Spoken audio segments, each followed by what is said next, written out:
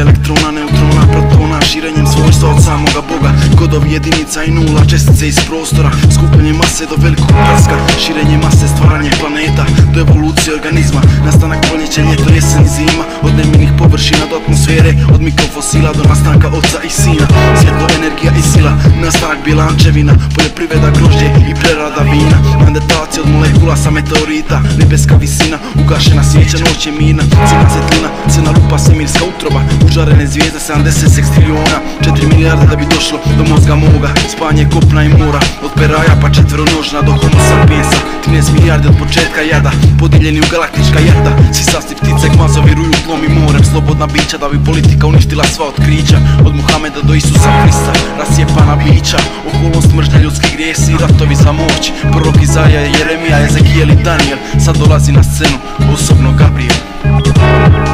Matematički algoritmi, nuklearne bombe, baratanjem kemijom i biologijom donosi do katastrofe. Što nije naše ne diraj se, najlakše zatvorit oči i pustit konce. Od testiranja do virusa, od pokusa do gorkog ukusa u očima. Kada vidimo kako se odnosimo prema planetu, kad kažem planet mislim na sebe, jer jedan sam sam sa sobom jedan K.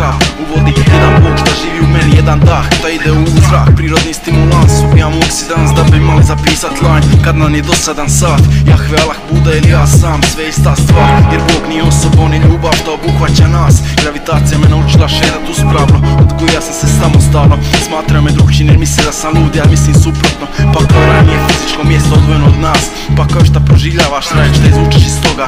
Stoga nauke knjige uzmite u slobodno vrijeme, struja svijest jača od scene i bine. Jedna molekula sastavljena od živčanih stanica, razmnožavanje diobom, rušenjem svih prirodnih granica. Najveće čudo svita, DNA, trostruki kod nukleotida, prirodna genetika, crno i bilo, yin i yang, 7 stupova mudrosti, jedan sjaj. Moj glas, moj krik, uništava bilo kakav seizmogram, heksogram, pentagram, 5 elemenata, nek se zna koji potres ma duša epicentar. Uskoro dolazi sudnji dana, sudit će Bog Otac i ja sam.